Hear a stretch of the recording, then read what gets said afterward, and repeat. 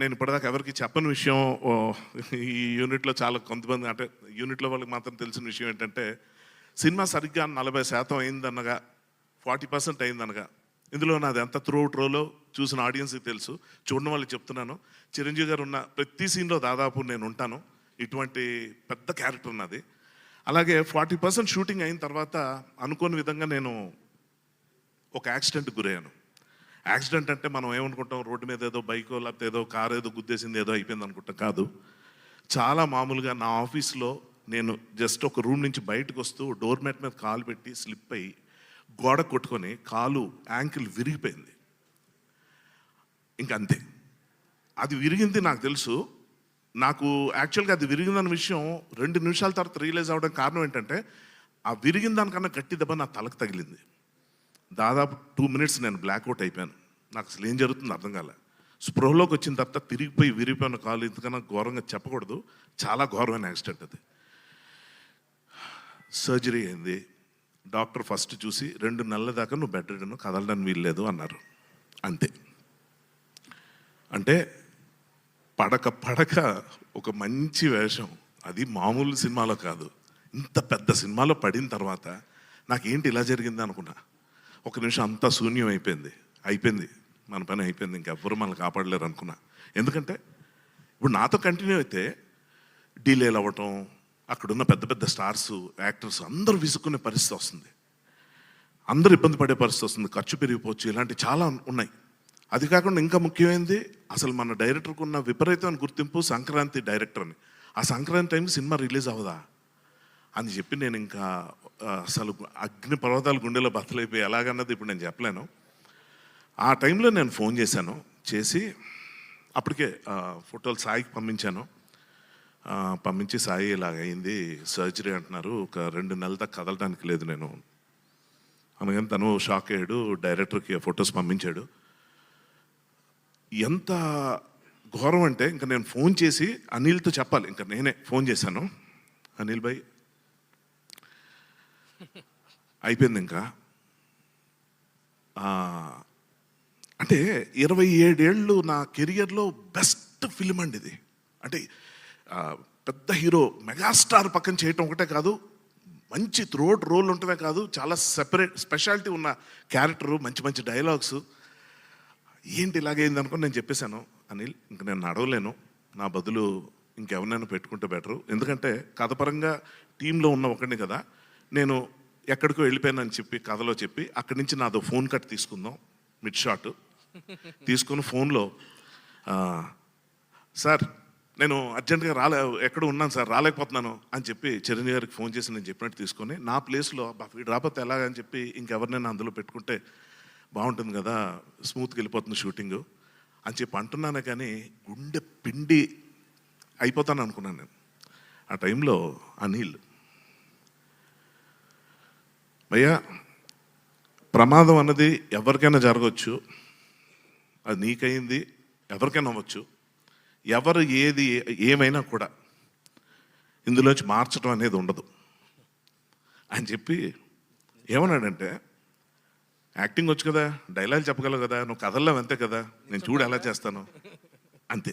నేను ఎలా అనిల్ ఎలా 40% అయిందండి మూవీ, 40%, 60% ఇంపాసిబుల్. అది ఎంత పైగా ఇదేంటి ఏదో కూర్చొని చేసే ఒక సాఫ్ట్వేర్ అలాంటి క్యారెక్టర్ కాదు, ఒక సెక్యూరిటీ ఆఫీసరు, అతను వెనకాల పరిగెత్తాలి, అడవులు ఇవి చాలా ఉన్నాయి, ఎలా చేస్తావు అనిల్, ఏంటి వద్దనిల్ అలా వద్దు, ఎమోషనల్ అవ్వద్దు, ఎందుకంటే చాలా రెస్పాన్సిబిలిటీ కూడా భయ్యా నేను హ్యాండిల్ చేస్తాను, నాకు వదిలే. ఎందుకంటే చిరంజీవి గారు అంటే నీకు ఎంత ఇష్టం నేను నీ కళ్ళల్లో చూసా. నేను నీకు ఇచ్చింది అప్పటిదాకా ఒక క్యారెక్టర్, ఒక ఆపర్చునిటీయే.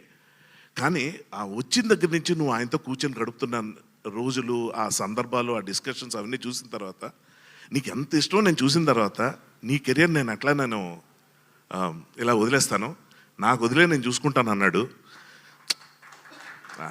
ఎమోషనల్ అవుతున్నాడు ఏదో, ఇంకా ఇతను ఆలోచించట్లేదేమో, మేబీ 2 రోజుల తర్వాత ఇదే వినాల్సి వస్తుంది అనుకున్నాను.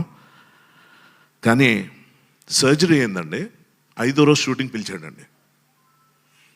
నేను రాలేను అనలేకపోయాను, కదలేకపోతున్నా, కాలు కింద పెడితే ఎంత వాచిపోతుంది, ఆ పెయిన్ వర్ణనాతీతం. కానీ దానికన్నా ఎక్కువ పెయిన్ ఈ సినిమా ఏమైపోతుంది, మన వల్ల మన వల్ల ప్లస్ అవ్వకపోయిన పర్లేదు కానీ మైనస్ అవ్వకూడదు కదా, ఇదేం గుర్తింపు ఇలాగ అవ్వకూడదు అని చెప్పి చాలా టెన్షన్ పడ్డా.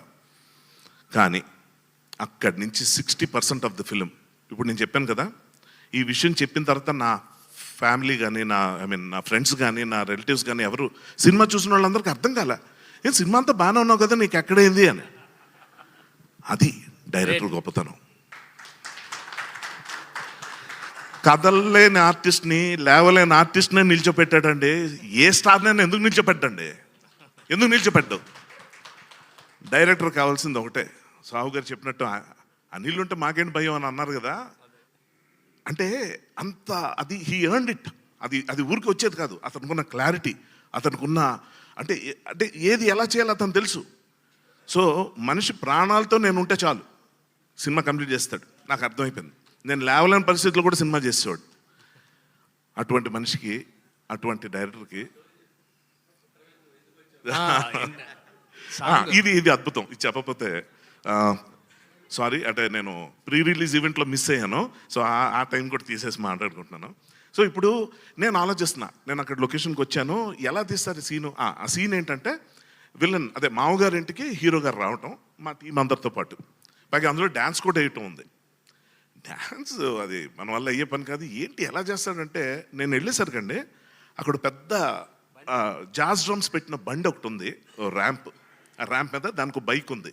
ఏంటి అంటే అప్పుడు అసిస్టెంట్ డైరెక్టర్స్ వచ్చి, సూర్య వాళ్ళు వచ్చి, భయ్యా ఇది దీని మీద కూర్చొని మీరు ఆ డ్రమ్స్ వాయిస్తున్నట్టు మీద ఒక ఎంట్రీ తీసుకుంటున్నాను. ఓ బాగుంది ప్లాన్, చాలా బాగుంది అనుకున్నాను. బాగుంది ప్లాన్ అని కూర్చుంటే ఏమంటే సినిమా చూస్తున్నప్పుడు, ఇప్పుడు నేను ఆడియన్స్గా నేను సినిమా చూస్తున్నప్పుడు చిరంజీవి గారి ఎంట్రీ ఫుల్ బిల్డప్తో వస్తుంది. మన మామగారి క్యారెక్టర్, హీరోయిన్ క్యారెక్టర్ అందరూ చూస్తుంటారు. వస్తుంది. వచ్చిన తర్వాత ఆయన డైలాగ్ స్టార్ట్ చేస్తుంటారు. వెనక అభినవ్, క్యాథరిన్, మా టీం ఇద్దరు కనిపిస్తుంటే నేను ఒక ఆడియన్స్లోకి వచ్చి, అవును నేను ఉండాలి కదా ఎక్కడెక్కడ ఉన్నాను, మర్చిపోయాను, అంటే ఇన్వాల్వ్ అయిపోయాను నేను అంటాం.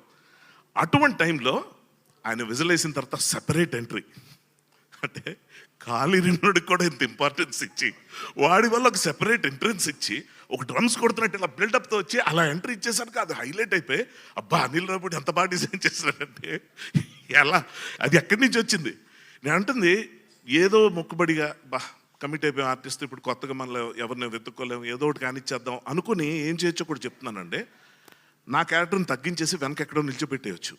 అది కూడా జరిగింది. కాలు కనపడకుండా ఉండటం కోసం కొన్ని షాట్లు అనుకుంటే చిరంజీవి గారు వెంకటేష్ గారితో చెప్తుండేవారు, ఫస్ట్ హాఫ్లో అంతా నా పక్కన ఉండేవాడు, ఇప్పుడు చూడు ఎక్కడికో వెళ్ళిపోయాడు, ఏమైంది నీ పరిస్థితి ఏంటి అని. అంటే ఇదేంటి జోక్లా సార్, కాలు నొప్పిగా ఉంది సార్, కట్టుంది కనబడకూడదు కదా అందుకే వెనక్కి. నడిచేవేయా ఇంకెంతకాలం, 4 రోజులు అయిందని. కాదు సార్ 2-3 నెలల, అంటే ప్రీ రిలీజ్కి నడుస్తావా, సినిమాలో నాకు ఉపయోగపడదు నువ్వు అంటే, సార్ కొంచెం నొప్పి అని. ఎక్కువ భయపడుతున్నావు అనిపిస్తుందని. లేదు సార్ డాక్టర్ చెప్పారు, సార్ నీ కర్మ అని వదిలేశారు. ఇది ఇలాగుండగా ఇటువంటి టైంలో అటువంటి ఎంట్రీ ఇచ్చి సార్ కూడా అన్నారు, చిరంజీవి గారు కూడా అన్నారు, హర్ష చూసావా డ్యాన్స్ చేసే ఛాన్స్ మిస్ అయిపోయావు నువ్వు, చక్కగా అభినవ్ చేస్తున్నాడు, క్యాథరిన్ చేస్తున్నావు, నువ్వు డ్యాన్స్ చేసి మిస్. ఏమండే ఇప్పుడు నా కాలు ఇరిగింది, నేను నడవలేకపోతున్నాను, ఇదంతా ఓకే, నా కాలు బాగుంటే మాత్రం మీ పక్కన డ్యాన్స్ వేస్తానా? వాళ్ళకంటే బుద్ధి లేదు వేశారు, నేను చాలా తెలివైనోడిని. ఎందుకంటే మీ పక్కన డ్యాన్స్ వేస్తే ఎవరో కదా నేనే చూసుకున్నాను, నేను పిచ్చది. ఊరుకోండి సార్ మీరు ఊరుకోండి.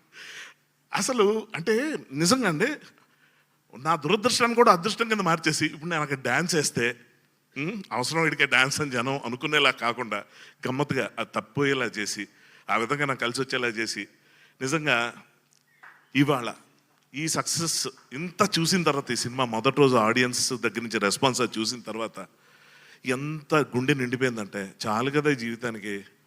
అంటే ఒక ఒక ఒక లైఫ్ టైం అచీవ్మెంట్ లాగా చిరంజీవి గారితో చేయటం, అంత పెద్ద రోలు. వెంకటేష్ గారు ఉన్నారు ఇక్కడ, చాలామంది మంచి కథ రైటర్స్, మంచి టెక్నీషియన్స్, మంచి సినిమా. ఇందులో నేను ఒక్కడనే ఏదైనా ఆడ్ మ్యాన్ అవుట్ లాగా ఉంటానా, ఏమైనా ఇబ్బంది పడిపోతానా అని చెప్పి ఆలోచిస్తే, చివరిగా చెప్తున్నానండి, ఒక యాక్టర్గా మీరు ఆలోచించండి నా పొజిషను. ఏదో డైలాగ్ చెప్పాం, ఏదో పక్కన ఉన్నాం, ఏదో అనేది కాదు.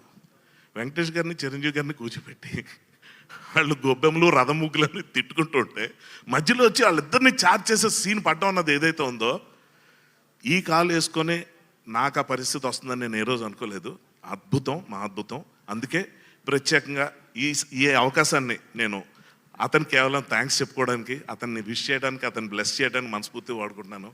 ఈ సందర్భంగా చివరాఖరిగా బ్రహ్మదేవుడు సృష్టించినట్టు మా బ్రహ్మయ్య గారు ఈ మనిషిని సృష్టించారు, అద్భుతాన్ని. సూపర్. ఈ అద్భుతం 10 కాలాల పాటు ఇంకా మల్టిపుల్ హ్యాట్రిక్స్ కొడుతూ ఉండాలని మనస్ఫూర్తి కోరుకుంటున్నాను. All the best Anil.